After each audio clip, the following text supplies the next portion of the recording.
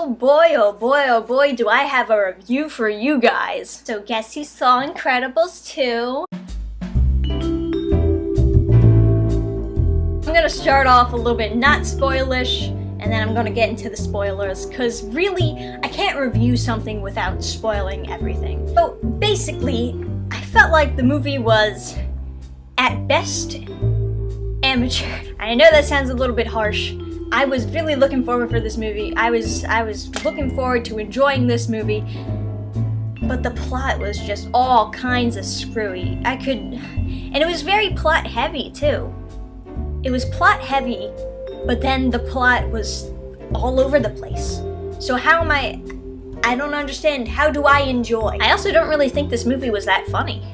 Especially compared to the first Incredibles, because the first Incredibles was hilarious. It had like all these original, cool, interesting jokes. I heard some parents reviewing it and saying that their children actually got bored while watching it, and I can see why. Definitely, there are long, lengthy, dialogue-y parts that are just boring. Like, you don't even want to hear these two people talk. And it seems like, as far as comedy went, they just relied on Jack for most of the comedy.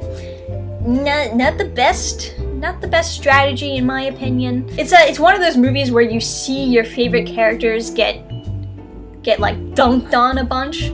So everyone is just going through like depressing times, except for I guess Elastigirl.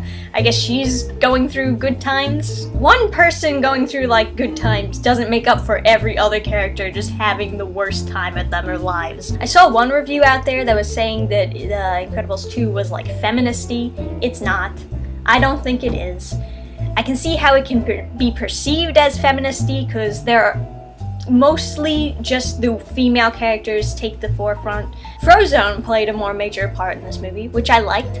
I mean, it's not major, but he was in the movie more than he was in the Incredibles movie. Mr. Incredible was kind of in the forefront, but he was constantly being dunked on. So, once again, I don't want to see my favorite characters getting dunked on all the time. I don't know if the writer felt as though Mr. Incredible needed punishment for something. The dude never slept throughout this whole movie. Dash? I was actually really disappointed with how they handled Dash. He was in the background most of the time. He did not play any part in this movie.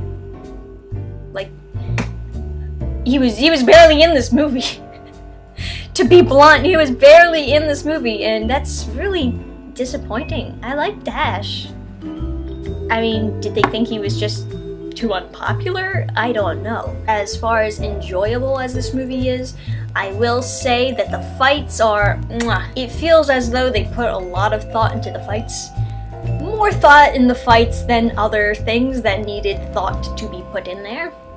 One of the most annoying things about this movie is it's basically backtracking. So a lot of things that happened in the first movie are basically irrelevant in this movie. It's like, oh, this problem was resolved in the first movie? Not anymore, it's not. Oh, this other problem was resolved? Not anymore. We gotta bring all those problems back and resolve them all over again. It was probably the most annoying part of the movie. It didn't even feel like its own story.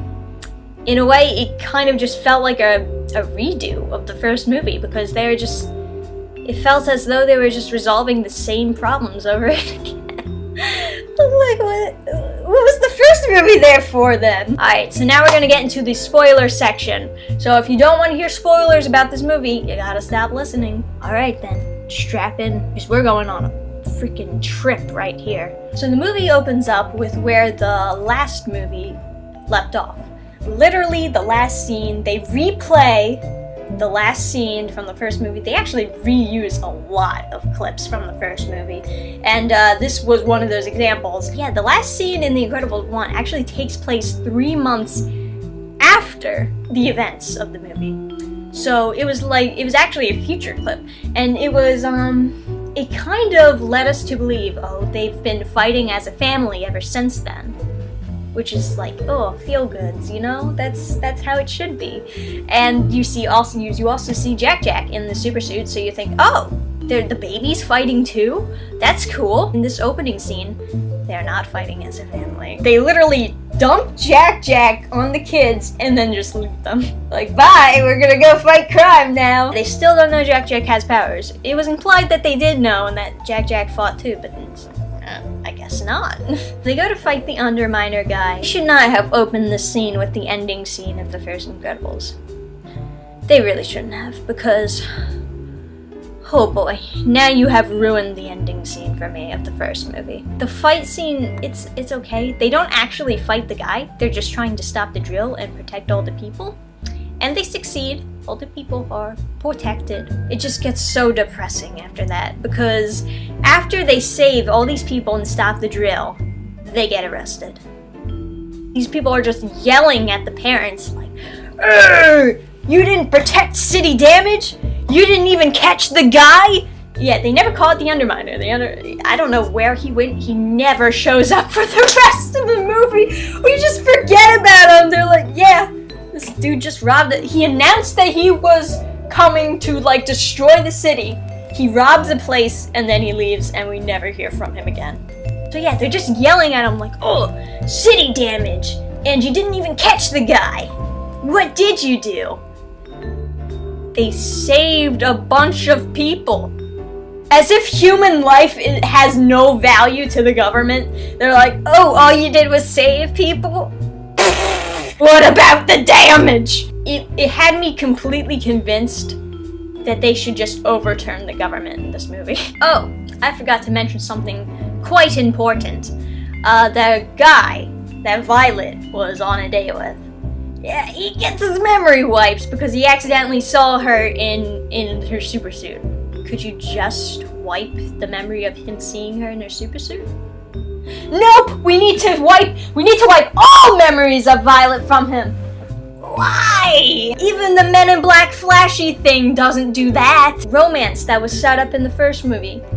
Not anymore. And apparently, like, supers are still illegal, which I was kind of getting the impression that they were working to make them legal again and that the Incredibles were allowed to engage in this fight. But no, apparently they were just breaking the law. When you ended The Incredibles 2, it was ending on a positive note. You were like, oh, they fight as a family and they don't have to worry about, like, this being illegal anymore. They don't have to worry about any of the problems that they had to before. And it's like, no. They just threw that positive, they took all your positive feelings from how The Incredibles 1 ended. They just threw it on the ground and just stomped the ever-living life out of it. They're like, we're gonna open this movie with the last scene of the first movie, only we're gonna make it as depressing as possible. They're approached by this organization who wants to try to make supers legal again. But they're trying to, like, do it bit by bit. So they use Elastigirl as, like, their Kickstarter to help convince others. And we're gonna use these body cams so that the media, which is actually pretty interesting because they kind of do a fake news reference. They're like, the media always tries to twist this and make it your fault. So we're going to use body cams so they can't do that anymore. So we'll always see it through your eyes and not through theirs. Which is actually kind of clever. I kind of went, at that, you know? I will say the villain is introduced. It's the most obvious plot twist.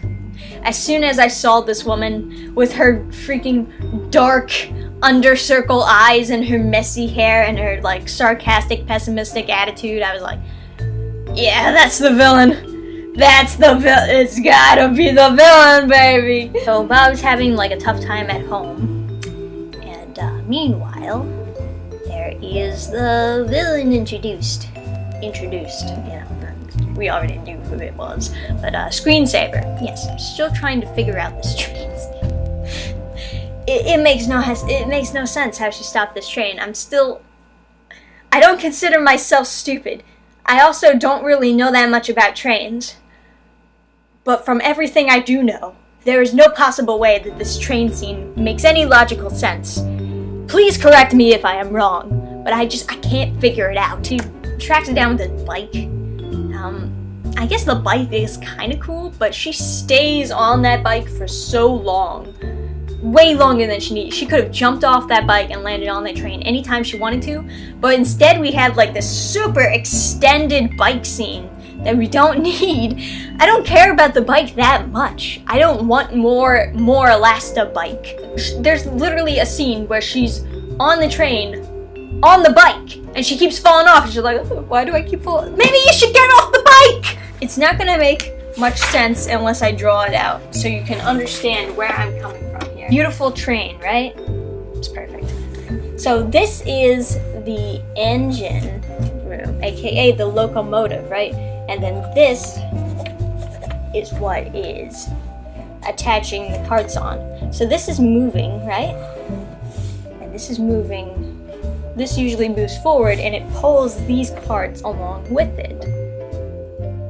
Am I wrong? So the scene in this movie is the train is moving backwards. And this is like a special train, some kind of hover train. I don't understand how it works, but I need to understand how it works so that the scene makes sense to me. This is moving backwards, so instead of pulling these carts along, it's going to be pushing them backwards. So Elastigirl gets in, she knocks on the door, the guy is hypnotized, so he don't understand anything that's going on over here. He's like, there you go. Detaches that. But the problem is, these carts are still being pushed. They're not being pulled.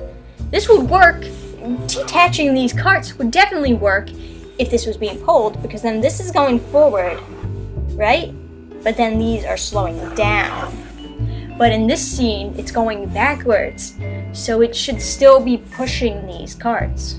Instead, it defies all logic and physics. And these carts right here move backwards even faster than the locomotive. And now some of you might be saying, well, what if this was the engine back here, where all the people are, and not where all the controls are? Well, I thought about that, but then she goes onto these carts, and she stops it by using her parachute, parachute thing, rather than like taking out the engine, or anything like that. So it's like the idea that this isn't running on anything. Cart comes backwards, bumps off of these carts, and then this cart stops. How did she stop the engine from moving? What I thought she was gonna do, I thought she was gonna break into the locomotive and then like slow it down and then emergency brake that shit. But no, she just detached the carts. I realized that kids are not going to be thinking this deeply into a train scene, but it's also just not that fun of a scene to watch. Like she just parachutes at trains. It's not that exciting. The most exciting part, her just chasing it down with the bike. And I don't like the bike. I don't care about the bike. So, like, you either get the bike or you get nothing. Like, I stopped a runaway train as if it's some kind of huge accomplishment. Literally, at the beginning of this movie, Frozone stopped a runaway train. Literally, at the beginning of the first Incredibles movie, Mr. Incredible stopped a runaway train. I mean, did she just always want to stop a runaway train and now she finally got the opportunity? It doesn't seem like that big of a deal at this point. So Mr. Incredible is about to go to bed mad, but then he's like, nah, I gotta try harder. Try harder. That's where we're going. And then he like wakes up Dash. He's like, okay, I figured out how to do your homework, and you know, he's finally getting the kid to bed. That's when he finds out that Jack-Jack has powers. Now, I mentioned it before, but there are very little actually funny scenes in this movie. They did try to do like this kind of cute scene with Jack-Jack versus a raccoon, but it felt more like a short movie than it did feel like part of this movie. You know? Because while I was watching the scene, all I could think was, wow, I mean, this is cute and all, but this is lasting a really long time, isn't it? It's a long scene. It feels like a long scene, too. It feels like a small joke that was just dragged out a little bit too much. So, he doesn't tell Elastigirl about Jack-Jack having powers, because it's like, oh, I don't want to worry her. Something like that. Whether or not Bob is doing a good job as a father seems to be like an on and off switch. Like one moment he's like kind of messing up, but he's doing okay. The next moment, he's like, oh, I'm gonna try harder, and then he does good for a while, and then the next moment he's like, everything's chaos! I haven't slept in 4 days! So the Elastigirl thing is going good, because she's got the body cam now. So Elastigirl comes up with this plan to catch Screensaver, and they track him back to this apartment. She's like, going around the apartment. We have a jump scare scene, which is stupid. He like somehow gets her into this room, and I didn't even realize it was a square room because the scene was so dark. It was putting me to sleep. And yeah, all 4 walls and I think the floor also just turn into screens, and it has like the what do you call those things? It's like a kaleidoscope thing. That's how he hypnotizes people. That's the idea of it anyway. So those turn on, and she can't see because she can't look at the screens, otherwise she'll be hypnotized, right? It's smart, but it's stupid to make a scene like that. And the reason why I say that is because I can't look at the screen, because all I see are these flashing, grotesque, horrible looking kaleidoscope screens in a otherwise dark room. I can't see what's happening, and it blows my mind that anyone would choreograph a fight, a hand-to-hand combat fight, and then make it unwatchable, especially for kids who have epilepsy and are going to get seizures over that scene. So she chases him out, she catches him, and then there's a big explosion where the room was. And she takes off the mask, and that's the guy who's like, what did I do? You know, very obvious that he's been mind controlled. And she's like, you just destroyed my evidence, that's what you did. When she said that, I was getting the impression that she knew that he didn't understand what was going on. She knew that he was being mind controlled. Apparently no. Apparently she's just like, oh yeah, the guy who doesn't know what's going on is definitely the villain. They make Elastigirl look so stupid in this film. I'm sorry. So this guy who delivers pizzas, he's just a nobody. And they put him in jail, thinking that he's the screensaver. And they have like this whole party, everyone's like clapping. And Elastigirl gets like this memento of the mask, which apparently police evidence didn't look through and see that there are goggles.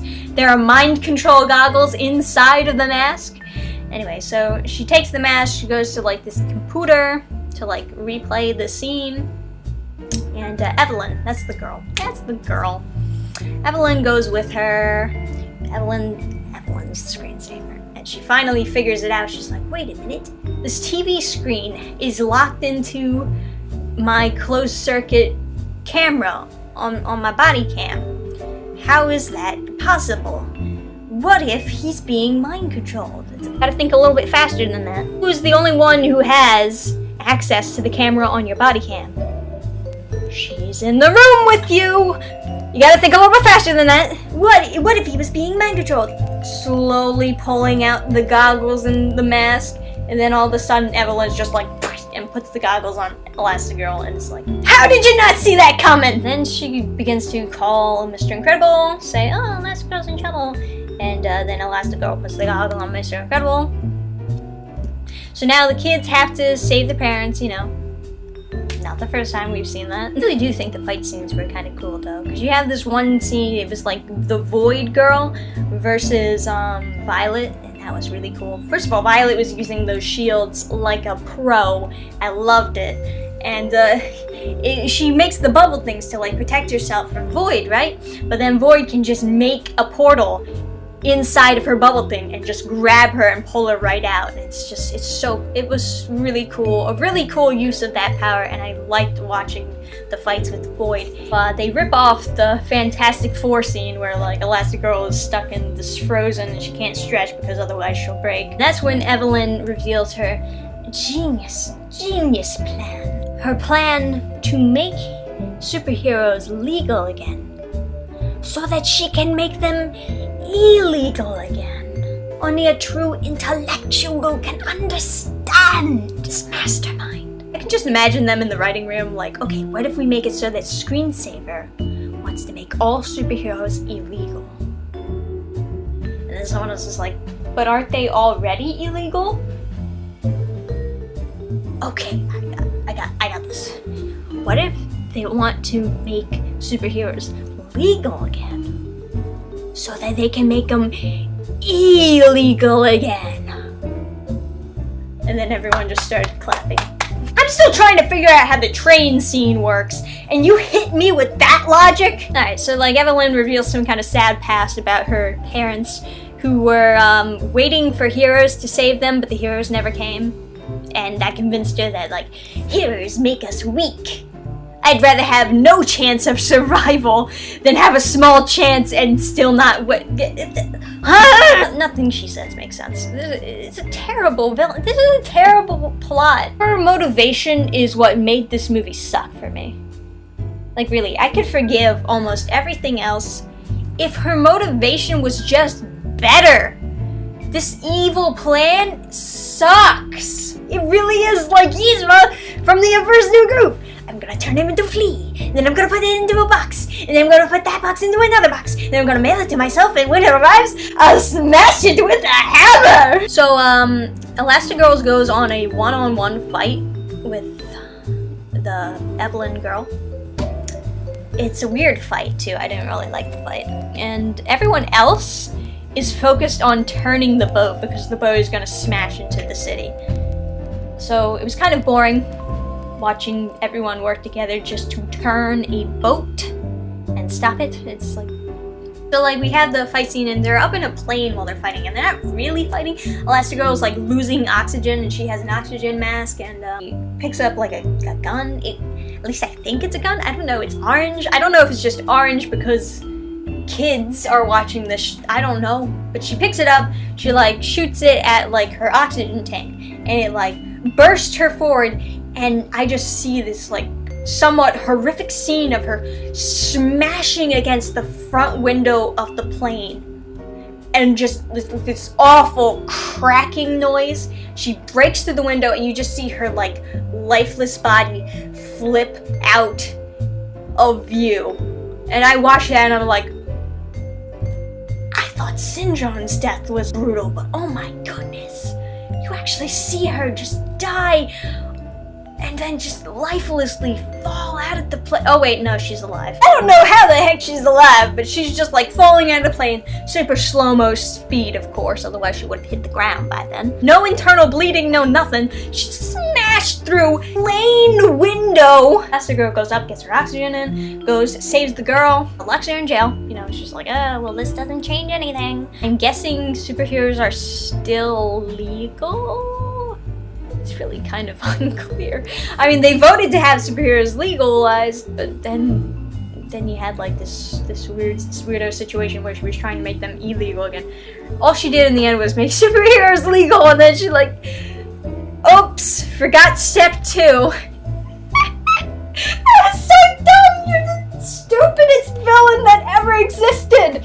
You helped your enemies. So Violet has to restart her romance with Tony because they wiped all memories of her from his mind, which was dumb. So now we had to like watch her try and restart the romance that was already started in the first movie.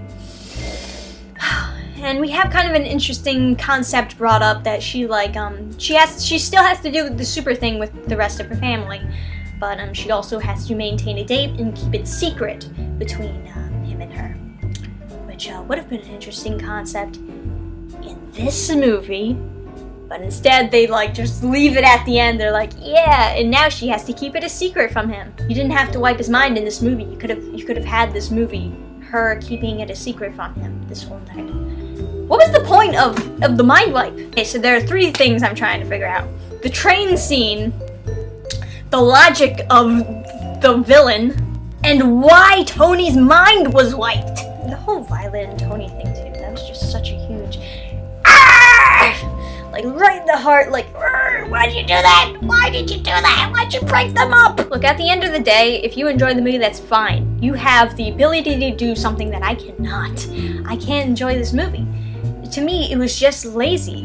And I've been looking at other reviews of this movie, and like most of them are positive, which makes me think, are we willing to just overlook all of these plot holes so that we can enjoy a movie? The movie had everything going for it. It had great animators. It had the same writer, it's almost the same cast. Like, you know, it had all the nostalgia going for it. It referenced a lot from the first movie.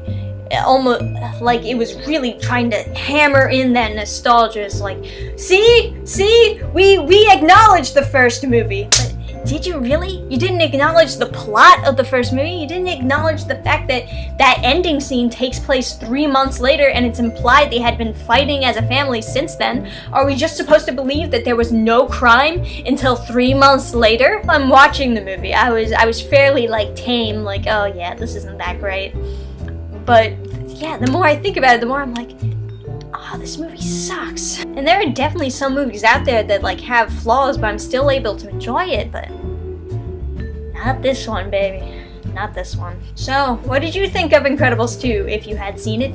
And what do you think of Incredibles 2 now that I have reviewed the ever-loving crap out of it? I know that Incredibles 2 has a lot of supporters, so I'm probably gonna get a lot of hate for this review, but hey, I'm not gonna pretend that I like something that I don't. And if there are reasons why I don't like something, I will point them out whilst screaming, of course. So be sure to comment below, like the video as much as you can to help me ratio the other side. Be sure to check out my other videos and of course the Patreon, and I'll see you guys next time. Bye! Program restart.